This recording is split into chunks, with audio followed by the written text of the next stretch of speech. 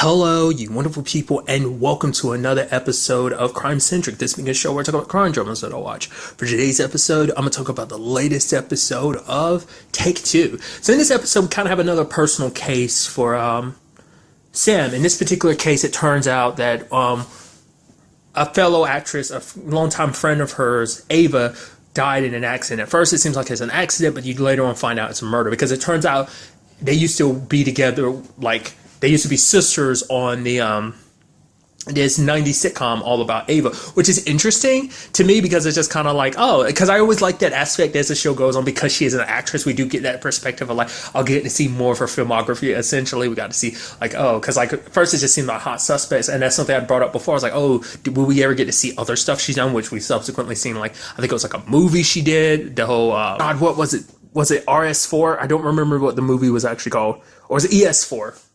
Nevertheless, like that, and now this, so I thought that's kind of interesting. Does beg the question. I mean, I don't know her filmography off the top of my head, but like Rachel Bilson, I wonder, the actress who plays Sam, I wonder was she ever in a 90s sitcom? So I wonder if it was kind of a wink and a nod to potentially that, if she was ever in one or something like that. I don't know. Nevertheless, I thought it was kind of pretty cool. I think that kind of captured a feel of a 90s, like from the little bit we saw the episodes, I was like, oh man, that kind of has that feel of like a 90s sitcom with like the heartwarming and moments and the comedy, as well as just kind of like obviously it kind of being a message to, I thought that was kind of a nice touch. Nevertheless, the case is very interesting because it kind of takes Sam down a little bit of a trip down memory lane in some regards. It's actually kind of sad because the creator of the show, his name is Cam Adams. Turns out he's a killer, and I know I'm skipping all around, but when he brought it up, the fact is there's going to be a reboot. She's like, wait, what? There's a reboot. I didn't hear anything about this. Like, yeah, we kind of kept that from you. It's like you're fresh out of rehab, and this show's kind of supposed to be kid friendly, which is like, that's such a shame because it's like her trying to piece her life back together, try to be good, get good again. And it's like, oh yeah, this kind of like something that was kind of literally the first thing she did in Hollywood, and it just kind of gets smacked down. It's actually interesting too because Eddie had brought it up, like, oh, what'd your parents think about it? It's like, yeah, my parents thought this whole Hollywood thing was just kind of like, okay, let her do whatever she wants to. Obviously, she'll burn out and fizzle, then she'll come back home type of thing. Like, they didn't expect this to really work out for her, which I'm still waiting for the episode where we get to meet her parents too and see where they stand in all of this, especially now that she's not even really acting as much. She's more in the PI game and stuff like that. So I'm curious. But it was like this really nice twisted like story as we find out. First of all, there's a safety deposit box because Ava had been acting weird. Her husband's bringing up all this stuff about like, yeah, she's kind of going at night because it turns out she was going to a sleep clinic because she was trying to reclaim some memory because she was having some nightmares, and under a hypnotic state she started remembering stuff. There was a person she drew, this person with like these broken glasses, like spider-like eyes is specifically what it was, but it turns out later on they were in fact glasses because Ava was involved in a hit and run 20 years ago where this boy named Matt Lou ended up dying, and that's what this was all about because she had hidden it away and it started to like eat away at her. Like the trauma was so much because she was young at the time. This was like 20 years ago. So it ended up manifesting itself like that. And now she wanted to come. It turns out that's what this was all about. She was killed because she wanted to come clean about the whole situation. Because there was also the Corey situation because Corey tries to take pills. I'm like, at first when that happens, I'm like, oh, obviously he's not really the killer behind all of this. Someone they faked it. They made it look like he was, because the window was open. So I was like, oh, whoever it was went out the window. That's kind of my thought process immediately. But it's like, oh no, he was behind some of this. Like, the fact of the matter is he was in the car as well, but he wasn't a driver, nor was he the one that took Ava off the road. It turns out, once again, it was Cam Adams, because for him, like, Ava doing what she did after all these years, because it would fall on him because he was the one behind the wheel. He's the one that told them to shut up. He threatened them.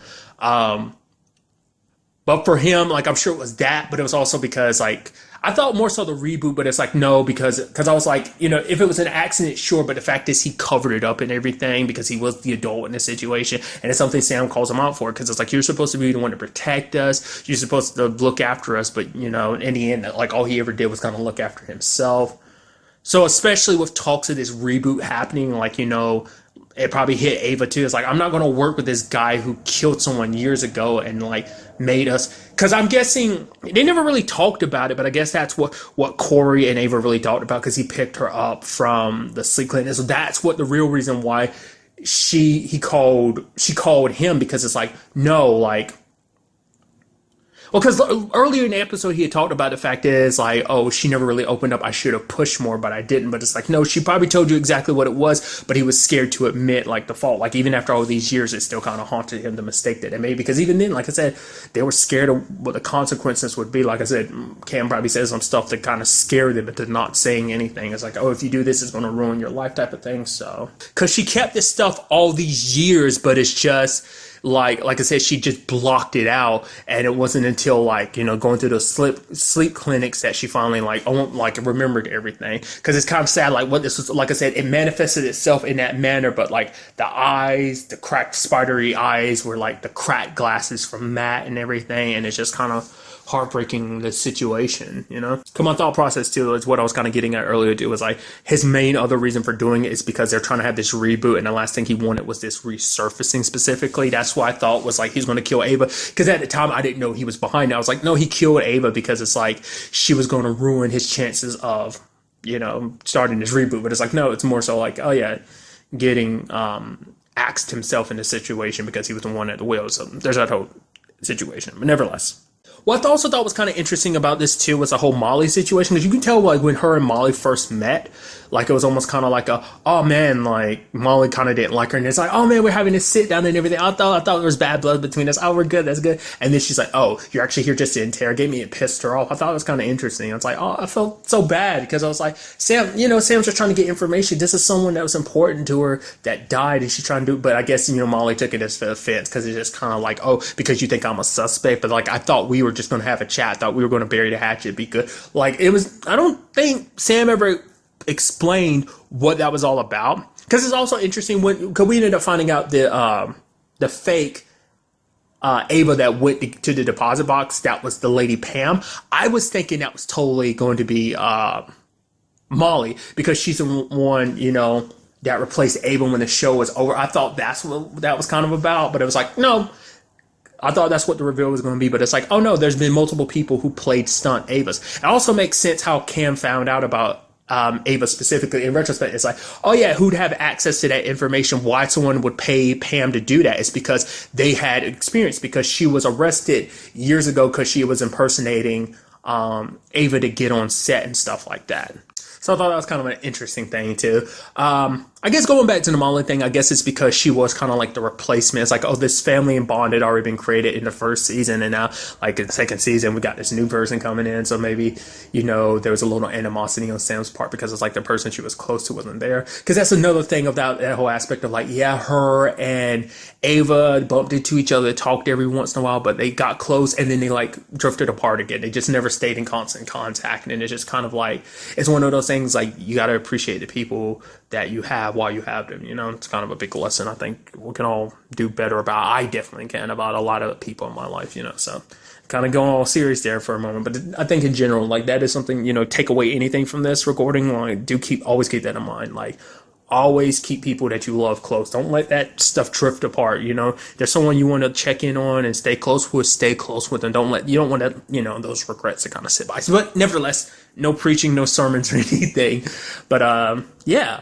I also like that Berto is a big fan of the show. He was kind of embarrassed to let Monica find out that he was watching the show. And she's like, oh, I never saw it. He's like, wait, you what? You never saw it? And for her, it's like her parents never let her watch TV. Which, interesting thing, just because it's like, oh, you're the assistant to an actress. But then again, I guess it's like, well, Sam's not really doing the acting thing right now. She's more so the private eye thing. So I guess that's why. But still, I don't know if she really phrased it, whether or not she still watches TV or not. Definitely back then she did, because her parents wouldn't let her. So obviously there might be that matter, but maybe she does currently watch TV. Maybe it's a habit that kind of grew from that, where she still doesn't watch TV. I don't know. Because it hasn't really come up whether she has any TV knowledge or stuff like that. I don't think it's ever really been referenced whether or not she has really even had any experience with Sam's stuff. I mean, I'm sure that doesn't affect you being an assistant or whatever, but still, it was just kind of interesting to me. to think about that in retrospect. But I love the fact is at first she's kind of like, yeah, it's whatever. But Berto's like, come on, give it a chance. Like, he's like, I'm not going to stop bugging you until you watch the show. And then later on, like, they're in Ava's storage unit. She's like, oh, this is his dress from that episode. Berto's like, I knew it. You like this show. And she's like, no, so what? I had it on in the background. And he starts messing with a snow globe, and she was a little freaked out. He's like, see, got you. She's like, but the fact of the matter is that's just because, I don't want you messing with Ava's stuff. I thought that was kind of cute. And then even later on when they're both paying tribute to her, what do you call that? The memorial she had where her accident was, like that she put stuff down, and then she was like, if you tell anyone, I will hurt you for this. So I thought that's kind of a pretty neat bonding thing between those two. So, what's also interesting too is that Sam was actually offered a role when it was all said and done on the reboot by Molly, interestingly enough, but she turned it down because for her, it's like taking that role. Yes, she still wants to do acting, but the fact of the matter is if she took that role, it just feel like she was more backpedaling rather than moving forward because, she loved those people. That was her family. They were a tight-knit group, but now she had this other family and this team she's working with now, and it's like, that's where she wants to be. Things being with this new family is pretty good because you saw Eddie kind of be like, oh, that's good. Hearing that she was offered a role because it was like, oh, that probably means that she might not be doing this whole thing for a while. I mean, she still had the whole 4 months